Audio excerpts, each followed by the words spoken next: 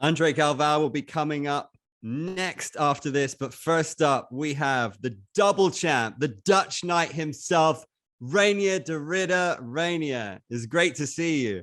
We just saw you do your thing. Now we're going to get to see you do your thing in grappling. How excited are you to be able to consistently compete, to do what you love and to do what you are incredible at? I'm mute. Let me see. I don't do this stuff. I don't do this online. Let me put this right horizontally. Let's see. Boom. Is that okay? You're looking good. All right. Yeah, I'm very happy to finally get some consistency going. It's been 2 good years for me, but with the pandemic, it hasn't been that active. So I'm very happy to be active this time. Get some work in, get some activity. Now Galvao, and then hopefully I'll be back again soon after.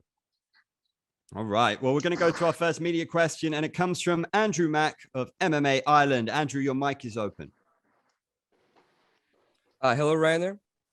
Hey, so do you feel like you don't get enough credit in MMA for your performances because of your style? No, it's okay, man. I get enough credit. I get a lot of nice messages, a lot of lovely stuff. So yeah, I get enough credit. But yeah, and I know I'm the best, so I don't really need too much recognition other than the people around me. And despite being one of the best MMA fighters out there, you're one of the most down-to-earth champions from any organization. Have you been able to maintain that mindset? Yeah, of course, man. I'm still a normal guy. I'm here at the gym right now. Life is good. I don't need a lot of fancy stuff. I'm still rocking this old school gold watch. So I'm good, man. All right, awesome. Good luck. Thank Reinier, you. we've lost your camera. There you go. Yeah. It was another person calling. Excuse me. I'm not sure if I can. Yeah, of course. Busy guy. Andrew, did you have another question? I'm all set. Thank you. All right, then we go towards Mr. Nick Atkin of SCMP MMA.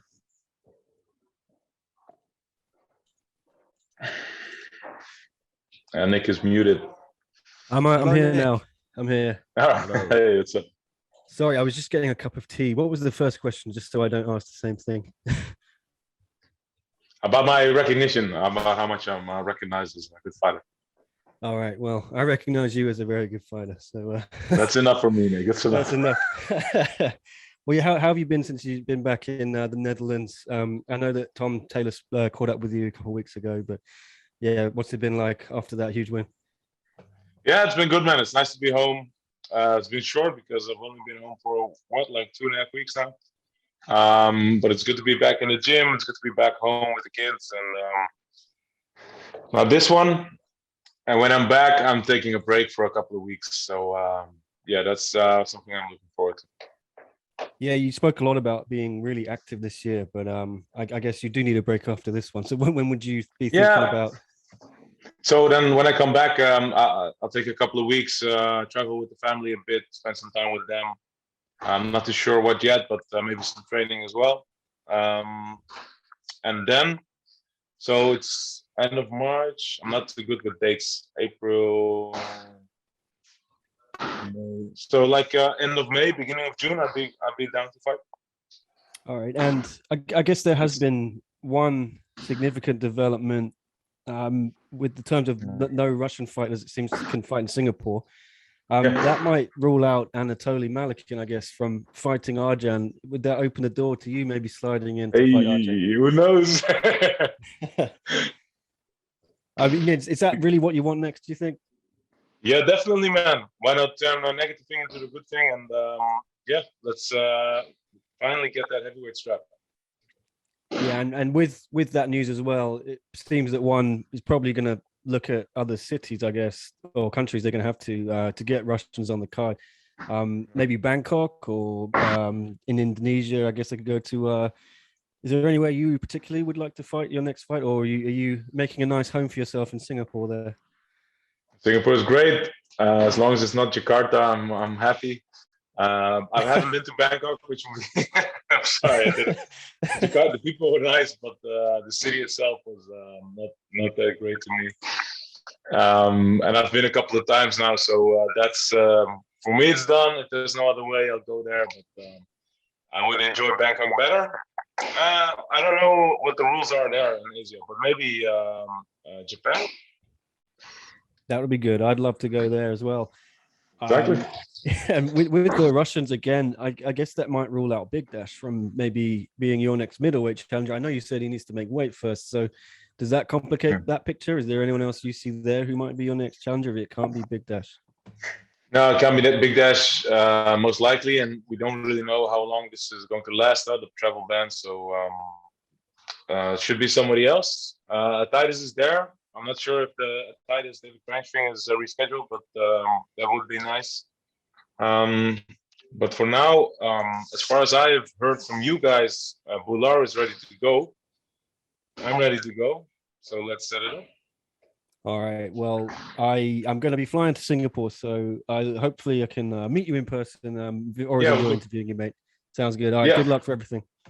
Thanks a lot. See you there. Thanks, Nick. Our next question comes from Eric Ubelacker of Full Mount MMA. Eric, your mic is open. Thank you for the time. I was wondering, you've been much more active than your opponent has recently, leading up to this submission grappling match. You just fought about a month ago. How much of an advantage do you think that's going to be going into this fight? I don't think he's a slouch. He's not one to sit around and do nothing. So I think he'll be prepared. And I'm prepared to the fullest as well. So we'll see who the better grappler is. That's great. And what's it like having legend Gegard Mousasi be your training partner? That's great, man. It's amazing. He's helped me a lot in every department. His grappling is very underrated. We mostly view him as a striker, but his grappling is awesome as well. And he's one of the best men. He's one of the legends, and we should cherish him. The couple of fights he has left, we should enjoy his presence in MMA. Awesome. I appreciate the time. Thank you. Thank you. Thanks, Eric. Our next question comes from Jake Foley of The Scrap. Jake, go ahead. Awesome. Thank you for being here. Yeah, no worries. Now that you've established yourself as one of the best fighters on the planet, how do you see the rest of your career playing out in both MMA and grappling? So grappling is just some one-offs. It's just for fun. If it's against big names like Galvao or maybe Gordon after, I'm down for this, but the full focus is on MMA. My future is in MMA.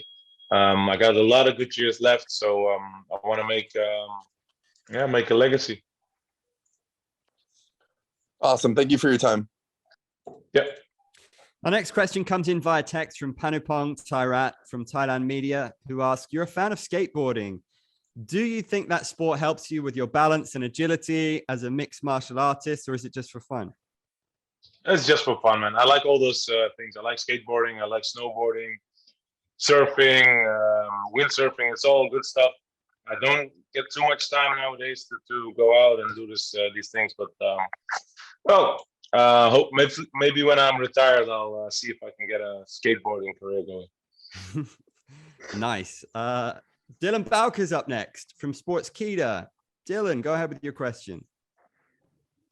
Hey there, Reinier. Appreciate you making some time. Yeah, no worries. Just kind of curious because you had a very thoughtful Instagram post there towards the end of last month, just talking about the, multiplicity of life. You can be like a lover and a fighter, a family man, pro athlete, etc. Can you kind of just talk about what inspired that post there? Because I thought it was a thoughtful thing there. Well, I was in the plane just sitting around and let my thoughts go for a bit. And this is something I see in society nowadays. It's always as flat as possible. Try and show yourself from one angle as much as possible. Most likely the back angle. And there's so much more to life than that. And it's not... you shouldn't be distracted and shouldn't be focused on just one thing. You can be great at whatever. It's always been something that people have found funny or weird when I'm a pro fighter, but I'm a family man. I do business stuff. I'm a physio still. People always ask me, when will you quit doing physio? I won't. I still enjoy it. It's a good time. I enjoy helping people. People ask, so how do you run the gym? How do you teach and train? There's hours in the day, man. I don't sit around too much. I have a busy life, but I enjoy every aspect. And yeah, man, life is good. More people should. I think more people should enjoy it. Yeah, and you mentioned being a family man there. I also enjoyed the video there of you doing the little roll with your baby there and stuff like that. Like, do you think he's going to be on the 5th anniversary one card? Like, what's the deal with that? I don't hope so, man. It's too stressful for me. He'll definitely be training, and now he's 1.5 now, and he walks around the house with a ball the entire day. And now the weather's getting better, and I was outside playing football alone almost the entire afternoon. So he likes football for now, but I'll definitely make sure that he'll be on the mats. It's just a basic education. He'll learn jiu-jitsu, he'll learn wrestling, and he'll learn striking, just as his sister will. And it's important for, I think, everybody, and especially my kids will definitely learn. Yeah, for sure. I appreciate the insights, man. Thanks so much. Thanks. Reinier, do you watch the other fights in One Championship? I'm curious, as somebody who's exceptionally at grappling and very good at MMA, clearly. Did you watch the Tan Lee Gary Tonin fight? Because that's a hell of a way to respond to a heel hook, right? What did you make of that? Yeah, definitely, man. It was a great fight. I was on the edge of my seat watching it. And you see, there's certain aspects of grappling that can get you pretty far, but it won't get you all the way. Like a good bottom game is very useful. It's very important, but it's very dangerous as well. While you're ripping somebody's leg off, he might be punching your face, and that literally happened. And this might get you far, but against the top guys, it's too dangerous. This is why I always focus on my takedowns, my top game. All right, thank you. Next up, we are going to go to Tom Taylor from South China Morning Post. Tom, are you there? I'm here, Champ. It's great to be chatting with you again. Apologies if this has been asked already. I had to tune out for a minute there, but just how has the training for this fight differed from your typical MMA fight? What have you been doing differently in the gym this time around? I've been doing too much, to be honest. It's only been 2 weeks. So I took a few days off when I came home, rested a little bit from the travels and everything, and then got back into it.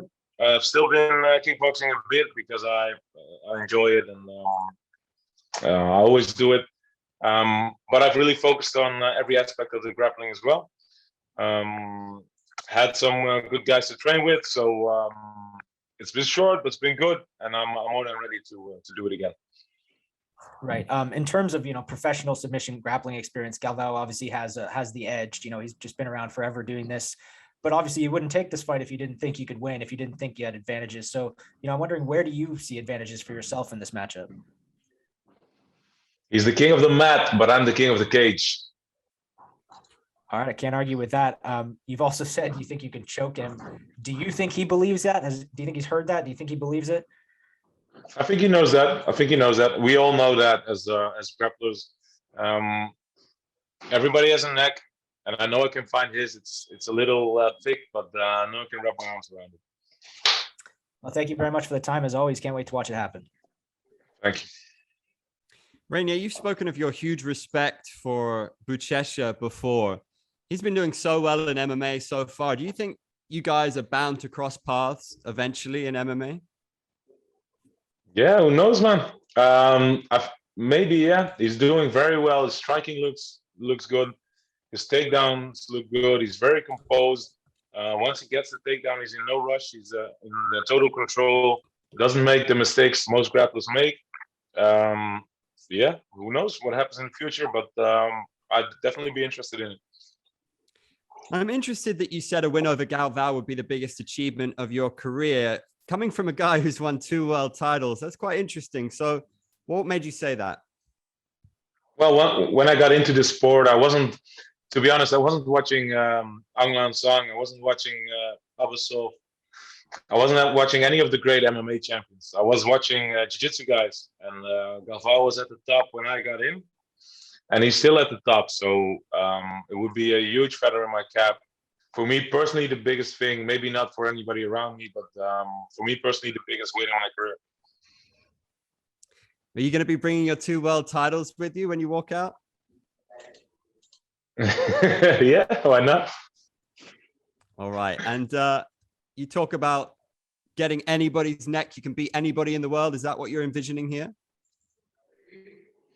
Yeah, definitely. I've been thinking of it a lot, of course. I always do. Just a vision of me on his back with my arms around his neck, squeezing the life out of him. That's what I see. We've seen you go the distance. We've seen you finish fights quickly as well. How do you feel about the single 12-minute round?